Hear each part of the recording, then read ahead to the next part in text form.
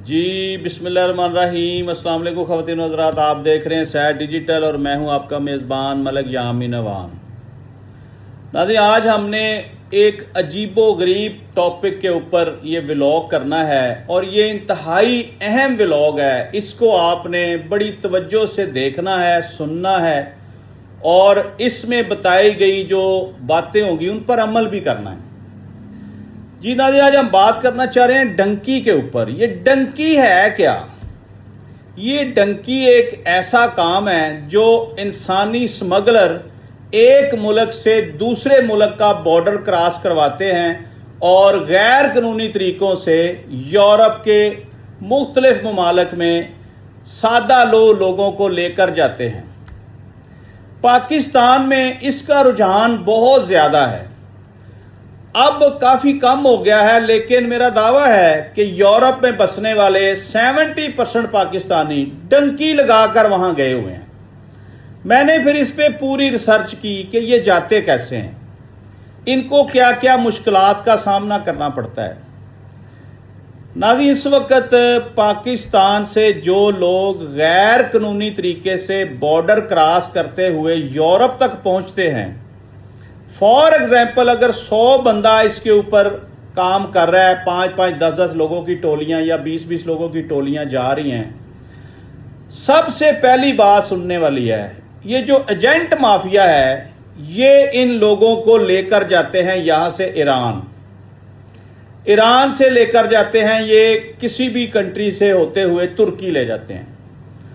तुर्की से आगे आपने यूनान में एंटर होना होता है। अब ये जो मैंने आपको रास्ते बताए हैं ना, ये इनमें पैदल रास्ते भी हैं, इनमें बसों के थ्रू भी ये इनको जाना पड़ता है, फिर इनको समुद्री रास्ता भी इख्तियार करना पड़ता है और ये कम अज कम 3 से 4 महीने इनको लगते हैं इस सफ़र के ऊपर। अगर कोई बड़ा कारीगर एजेंट हो तो हो सकता है वो महीने में भी ले जाए। इनकी आगे पूरी सेटिंग्स बनी होती हैं, यानी पाकिस्तान से ईरान तक आप एंटर होते हैं, ये तो लीगली आप एंटर हो सकते हैं। ईरान से आगे आप तुर्की तक जाते हैं, ये सारा इलीगल सफ़र शुरू हो जाता है। यहाँ आपको जंगलों से भी गुजरना पड़ता है, यहाँ आपको पहाड़ों से भी गुजरना पड़ता है, यहाँ आपको सहराओं से भी गुजरना पड़ता है, फिर आपको समंदर से गुजरना पड़ता है। ये इंतहाई मुश्किल तरीन प्रोसेस है जिसमें अगर 100 बंदे डंकी लगाकर यूरोप जा रहे हैं तो 70% लोग मर जाते हैं रास्ते में। कुछ भूख से मर जाते हैं, कुछ पैदल चल चल कर उनकी हालत गैर हो जाती है, वो बीमार हो जाते हैं। याद रखें, जो लोग एजेंट के साथ जा रहे होते हैं ना, उसकी कमिटमेंट होती है हर एक के साथ आगे। जो उसने आगे एजेंट माफिया अटैच किया होता है, जो एक मुल्क से दूसरे मुल्क तक पहुंचाता है, वो एक अलग कहानी है। फिर उस मुल्क से अगला मुल्क आपने अगर अबूर करना है तो उसका एजेंट माफिया अलहदा है। अब ये एजेंट करते क्या हैं?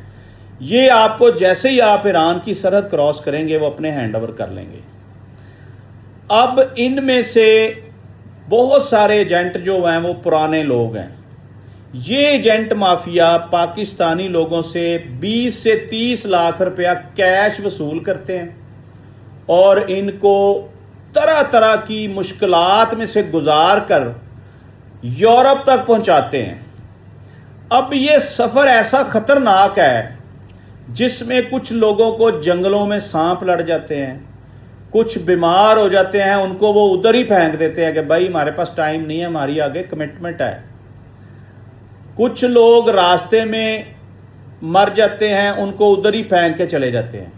और कुछ लोग समंदर में सफ़र करते हुए किसी की गोली का निशाना बन जाते हैं। जो सिक्योरिटी फोर्सेस, हर कंट्री ने अपनी सिक्योरिटी फोर्सेस जो है वो इन बॉर्डर्स के ऊपर लगाई होती हैं, तो जैसे ही ये वहाँ से गुजरते हैं इनके ऊपर फायरिंग भी कर देते हैं, इनको मार देते हैं। मेरा दावा है कि 70% लोग अपनी मंजिल मकसूद तक नहीं पहुंच पाते।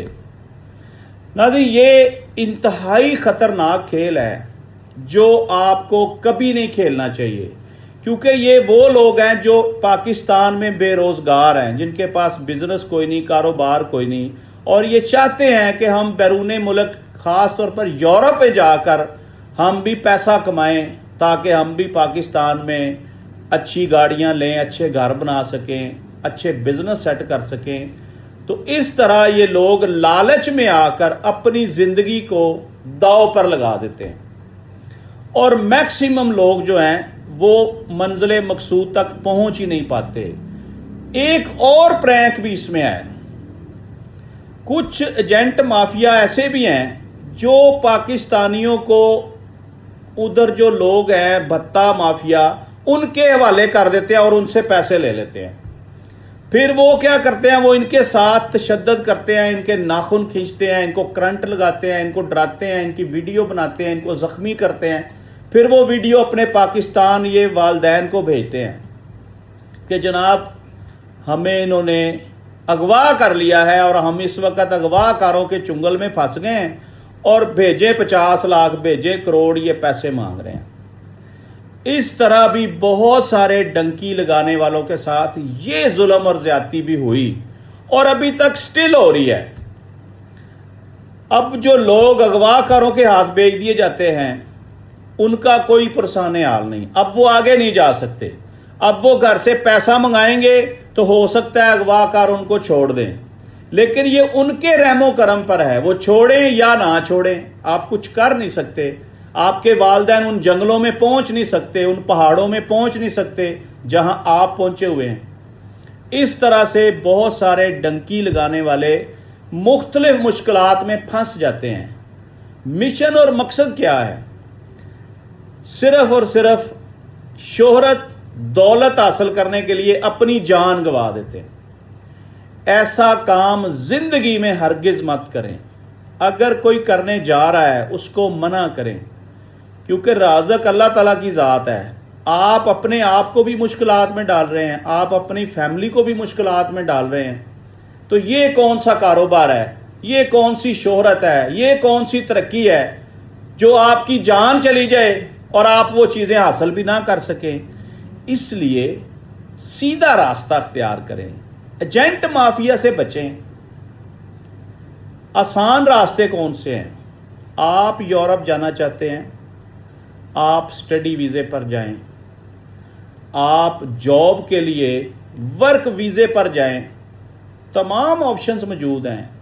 کیونکہ یہ وہ لوگ ہوتے ہیں ناظرین جن کو سمجھ نہیں ہوتی کہ ہم نے باہر کیسے جانا ہے۔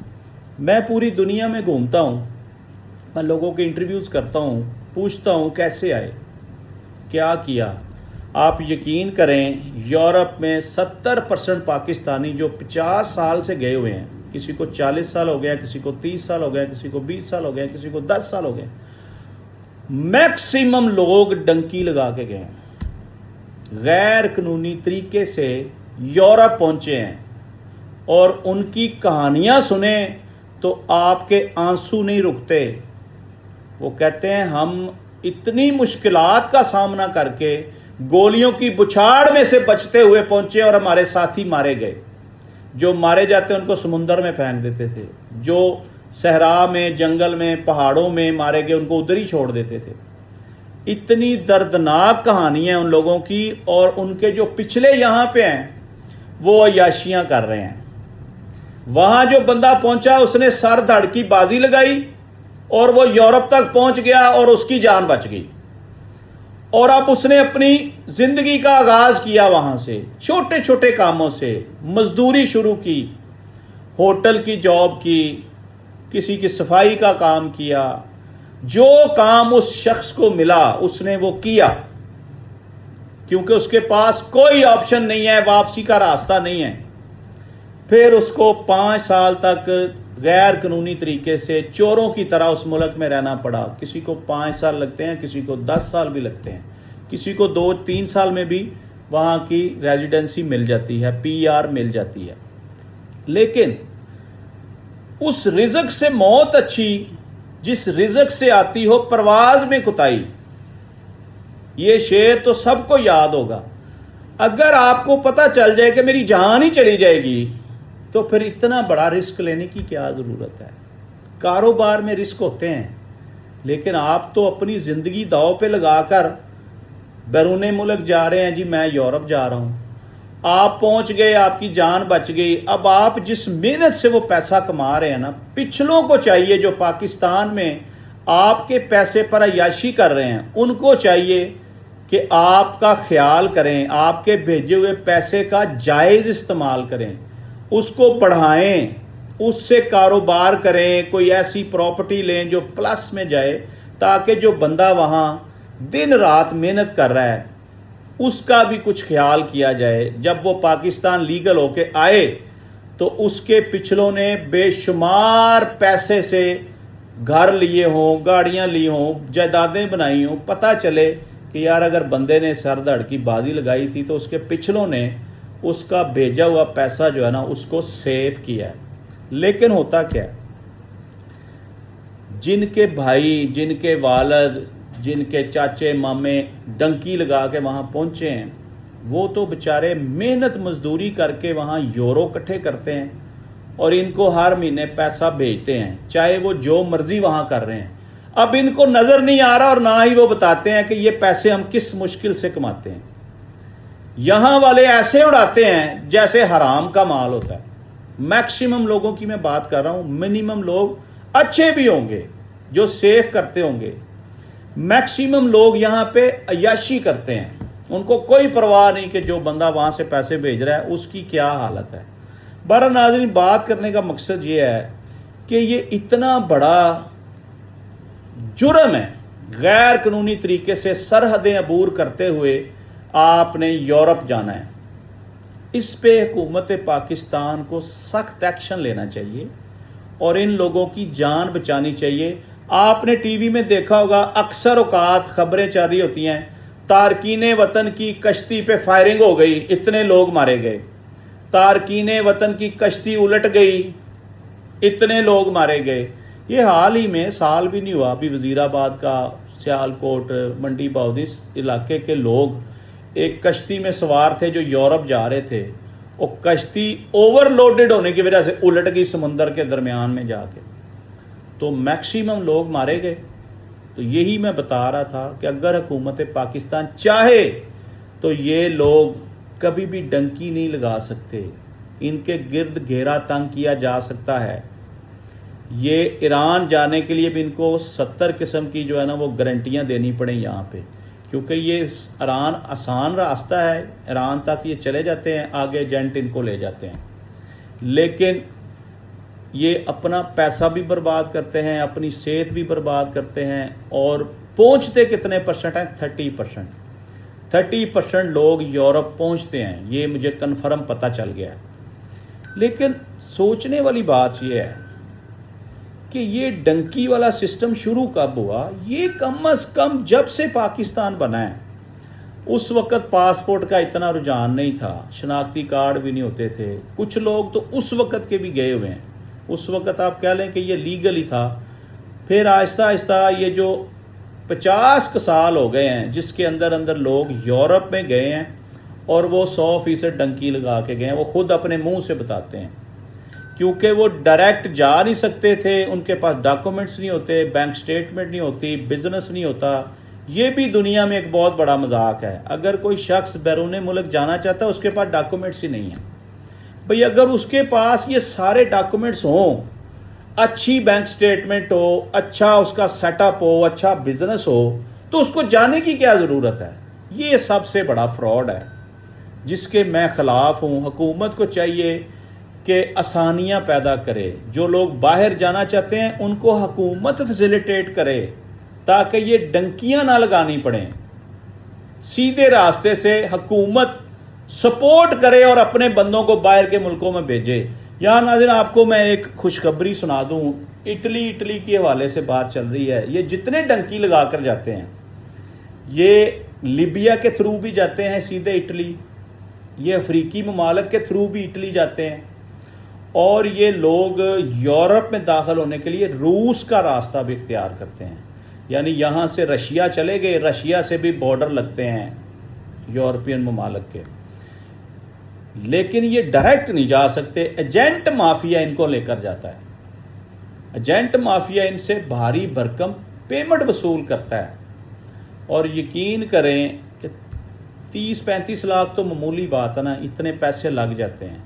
लेकिन अगर आप इसी 30-35 लाख से बैंक स्टेटमेंट बनाएं, अपना कोई कारोबार शो करें किसी दोस्त का, किसी रिश्तेदार का, और अपना एक 6 महीने का बेहतरीन सा प्रोफाइल बनाएं, मैं दावे से कहता हूं कि आपको यूरोप का डायरेक्ट वीज़ा मिलेगा।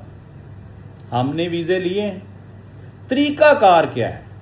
सबसे पहले आप अपनी ट्रैवल हिस्ट्री बनाएं, सबसे पहले पासपोर्ट बनवाएं, अल्लाह और उसके रसूल का घर देख कर आएँ। सबसे पहला ट्रैवल करें सऊदी अरब का, फिर आप दुबई चले जाएं, फिर आप थाईलैंड चले जाएं, मलेशिया चले जाएं, सिंगापुर चले जाएं। ये छोटे छोटे मुल्क जो है ना, ये आपको आसानी से वीज़ा दे देते हैं। आप वीज़ा हासिल करें और लीगल तरीके से जाएं, लेकिन उसके लिए अपनी पहले ट्रैवल हिस्ट्री बनाएं। नाज़रीन, दुनिया का सबसे आसान वीज़ा अमेरिका का वीज़ा है। ये बात जानकर आपको हैरानगी होगी कि अमेरिका का वीज़ा सबसे आसान वीज़ा है। आपके पास एक डॉक्यूमेंट भी ना हो, अमेरिका आपको वीज़ा देता है। लेकिन 4 सवाल वो पूछेगा आपसे, वो आपको आने चाहिए कि आप अमेरिका क्यों जा रहे हैं, आप उसको प्रॉपर सेटिस्फाई कर सकें। दूसरा सवाल वो पूछते हैं कि आपने किस किस कंट्री का विजिट किया है, दुनिया में किन ममालिक में आप गए हैं जो आप डायरेक्ट अमेरिका जाना चाहते हैं। 2 सवाल। तीसरा वो पूछेंगे आप यहाँ पे क्या करते हैं। 3 सवाल। चौथा वो पूछेंगे कि वहाँ पे आपके रिश्तेदार हैं या होटल बुकिंग है या वो इस तरह के, यानी ये मैंने एक एग्जाम्पल के तौर पे बताया है कि 3-4 सवाल बस वो करते हैं। आपने उनको सेटिस्फाइड करना है। आपने सेटिस्फाई कर लिया, आपको 100% वीज़ा मिलेगा। ये बात आप नोट कर लें और डंकियां लगाने वालों को भी बताएं कि दुनिया का हर मुल्क आपको वीज़ा देता है। आपको तरीकाकार आना चाहिए। आपने किसी बिल्डिंग पे चढ़ना है तो पहले स्टेप के ऊपर पांव रख के चढ़ेंगे ना, क्या आखिरी स्टेप के ऊपर पांव रखेंगे आप? ये फ़र्क है, समझने की ज़रूरत है। हमेशा लीगल और जायज़ काम करें, गैर कानूनी काम से अवॉइड करें। गैर कानूनी काम से आपकी जान जा सकती है, आपके मुल्क की बदनामी का बायस बनता है। ये डंकी लगाने वालों का जो सिस्टम है, ये मुल्क की बदनामी का बायस बनता है।